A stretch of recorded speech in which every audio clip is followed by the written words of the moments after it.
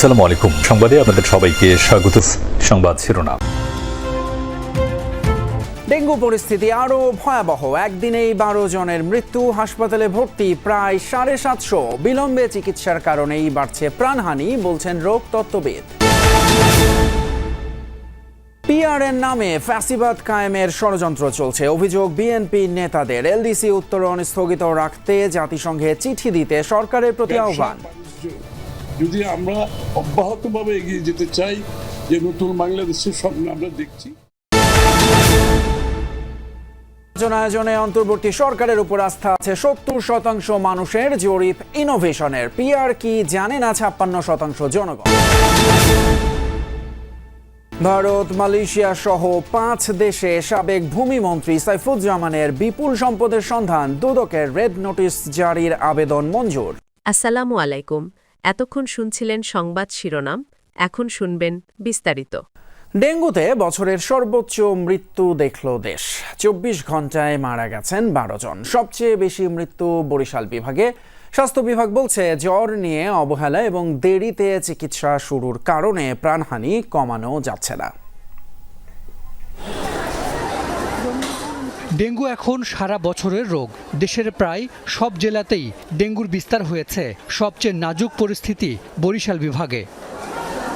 স্বাস্থ্য বিভাগের তথ্য বলছে, চলতি বছর ডেঙ্গু আক্রান্ত হয়ে হাসপাতালে ভর্তি হয়েছেন 41,000-এর বেশি মানুষ। গত 24 ঘন্টায় এই সংখ্যা 740। সবচেয়ে বেশি রোগী ভর্তি বরিশাল বিভাগে।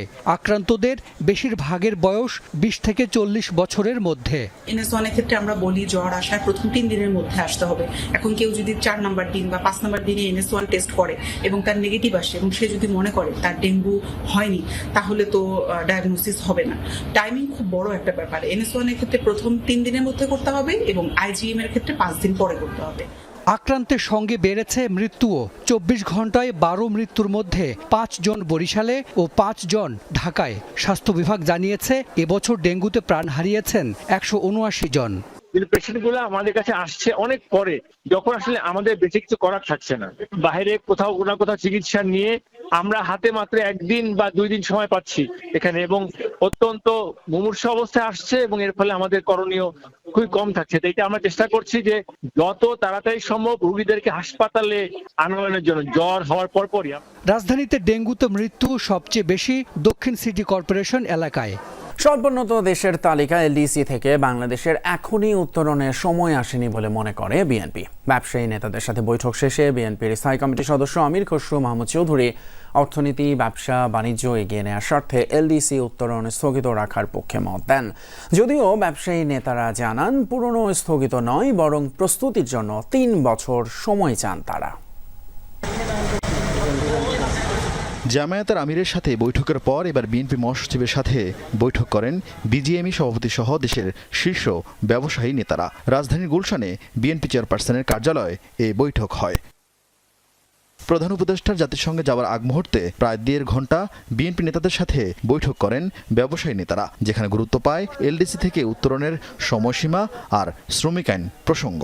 বিনিয়োগ, ব্যবসা বাণিজ্য যদি আমরা অব্যাহতভাবে এগিয়ে যেতে চাই, যে নতুন বাংলাদেশের স্বপ্ন আমরা দেখছি, তাহলে এই মুহূর্তে এলডিসি গ্র্যাজুয়েশনটা আমাদের স্থগিত রাখার জন্য সবার আমরা আলোচনা করেছি। এই মুহূর্তে স্থগিত রাখার প্রয়োজনীয়তা আছে। গত 8 বছরের নানা প্রক্রিয়া আর একাধিক মূল্যায়ন শেষে 2026 সালের 24 নভেম্বর এলডিসি থেকে বের হবে বাংলাদেশ, এমন সিদ্ধান্ত জাতিসংঘের। এই জন্য সরকারকে প্রস্তুতির অগ্রগতি জানাতে 31 অক্টোবর পর্যন্ত সময়সীমা বেঁধে দিয়েছে জাতিসংঘ। কিন্তু ব্যবসায়ীরা চান আরও 3 বছর সময়। এলডিসি গ্র্যাজুয়েশন আমরা পোস্টপোন করতে চাই না, আমরা ডেফারমেন্ট চাই। সেটাও বলেছি, নির্দিষ্ট মাত্র 3 বছরের জন্য, এবং 3 বছর ডেফারমেন্ট এই জন্য লাগবে, আমরা এখনও প্রস্তুত না। এর মধ্যে একটা আছে ফলসিফাইড যে ডাটার ভিত্তিতে করা হয়েছিল, এটা হচ্ছে মূল বিষয় হচ্ছে আমাদের ইনফ্রাস্ট্রাকচার এখনো রেডি না। এছাড়া 20 জন নিয়ে কলকারখানায় ট্রেড ইউনিয়নের প্রস্তাবে আপত্তি ব্যবসায়ীদের। 20 জনের ট্রেড ইউনিয়নের রেজিস্ট্রেশন দিয়ে দেওয়া হয় এবং একটা শিল্পে সর্বোচ্চ 5টা রেজিস্ট্রেশন দিয়ে দেওয়া হয়, তাহলে শিল্প টিকবে না। এদিকে মালয়েশিয়া, ভারত সহ 5টি দেশে ক্ষমতাচ্যুত আওয়ামী লীগ সরকারের পলাতক ভূমিমন্ত্রী সাইফুজ্জামান চৌধুরীর অবৈধ সম্পদের তথ্য পেল দুদক। চট্টগ্রামের আনোয়ারায় রাতভর অভিযান চালিয়ে উদ্ধার হওয়া 23 বস্তা নথি থেকে প্রাথমিকভাবে মিলেছে এই তথ্য। অন্যদিকে সাবেক ভূমিমন্ত্রী এবং তার স্ত্রীর বিরুদ্ধে রেড নোটিশ জারির জন্য দুদকের করা আবেদন মঞ্জুর করেছেন আদালত।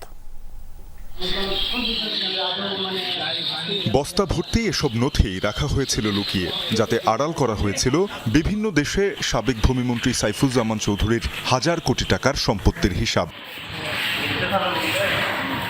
রিমান্ডে 2 সহযোগীর দেয়া তথ্যের ভিত্তিতে চট্টগ্রামের আনোয়ারায় 3 দিন ধরে অভিযান চালায় দুদক।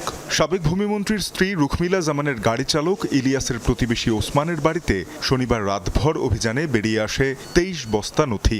পাওয়া যায় কম্বোডিয়া, ভিয়েতনাম, থাইল্যান্ড, মালয়েশিয়া ও ভারতে থাকা বিপুল অবৈধ সম্পদের তথ্য। অভিযানের নেতৃত্ব দেয়া দুদকের উপপরিচালক মশিউর রহমান জানান, সব তথ্য এখনও যাচাই করে দেখা সম্ভব হয়নি। ইন্ডিয়াতে 3টা সম্পদ, মালয়েশিয়ায় 2টা সম্পদ, থাইল্যান্ডে 4-5টা সম্পদ, এরকম অল্প অল্প করে আছে। তার মানে তার শুধুমাত্র যে 4টা দেশে রয়েছে তা না, আরও নতুন করে 4-5টা দেশের সন্ধান আমরা পেয়েছি। তার মানে বিশ্বের বিভিন্ন দেশে তার সম্পদগুলো ছড়ায় ছিটায় আছে। প্রাথমিকভাবে এসব দেশে সম্পদ কেনার তথ্য, ট্যাক্স নথি, বাড়ি ভাড়ার ভাউচার সহ বিভিন্ন ধরনের তথ্য পেয়েছে দুদক, যা গোপন করা হয়েছিল সাইফুজ্জামানের ট্যাক্স ফাইল থেকে। এদিকে 120 কোটি টাকার ঘুষ গ্রহণের অভিযোগে সাবেক ভূমিমন্ত্রী সহ 20 জনের বিরুদ্ধে আরও 3টি মামলার অনুমোদন হয়েছে বলে ঢাকায় এক ব্রিফিংয়ে জানান দুদক মহাপরিচালক। সাইফুজ্জামান চৌধুরী কর্তৃক বিদেশে মুদ্রা পাচার তথা মানি লন্ডারিং এর তথ্য প্রমাণ উক্ত ডকুমেন্টে রয়েছে মর্মে প্রাথমিকভাবে দেখা যাচ্ছে। অনুসন্ধান টাস্কফোর্স 23 বস্তায় রক্ষিত ডকুমেন্টস পর্যায়ক্রমে পর্যালোচনা করে সুনির্দিষ্ট তথ্য প্রমাণ দুর্নীতি দমন কমিশনে উপস্থাপন করবে। কোটি টাকা আত্মসাতের অভিযোগে দুদকের করা মামলায় সাবেক ভূমিমন্ত্রী ও তার স্ত্রীর বিরুদ্ধে ইন্টারপোলে রেড নোটিশ জারির আবেদন মঞ্জুর করেছেন আদালত। চট্টগ্রাম মহানগর অতিরিক্ত দায়রা জজ আদালত 2 এর বিচারক আব্দুর রহমান এই আদেশ দেন। দুদকের আইনজীবী জানান, এই টাকা বিদেশে পাচার করে সম্পদও কেনা হয়েছে। এখন সেই সম্পদের মালিকানা হস্তান্তর করা হচ্ছে। অর্থ ফেরত আনার জন্য উদ্যোগ গ্রহণ করেন, সাথে সাথে তিনি ওই প্রপার্টিগুলো ট্রান্সফারের জন্য বিভিন্নভাবে স্টেপ নিচ্ছিলেন। এই তথ্য যখন দুর্নীতি দমন কমিশনের কাছে ক্লিয়ার হয়, তখন দুর্নীতি দমন কমিশন তার এই ট্রান্সফার যাতে করতে না পারে, সেজন্য আজকে আমরা ইন্টারপোলের মাধ্যমে রেড নোটিশ জারির আবেদন করেছিলাম। এর আগে 2 সহযোগীর কাছে পাওয়া নথিতে সিঙ্গাপুর, সংযুক্ত আরব আমিরাত, যুক্তরাজ্য ও যুক্তরাষ্ট্রেও সাইফুজ্জামানের বিপুল অবৈধ সম্পদের তথ্য পেয়েছিল দুদক। তানজিম শাফিন, যমুনা নিউজ, ঢাকা। রাজধানী গুলশানে ইস্টার্ন হাউজিংয়ে একটি ফ্ল্যাটের মালিক British MP Tulip Siddiq Sheikh পরিবারের রাজউকের প্লট দুর্নীতি মামলার 4র্থ দিনের সাক্ষ্য গ্রহণের শুনানিতে এমন নথিপত্র দাখিল করেন জব্দ তালিকার সাক্ষীরা।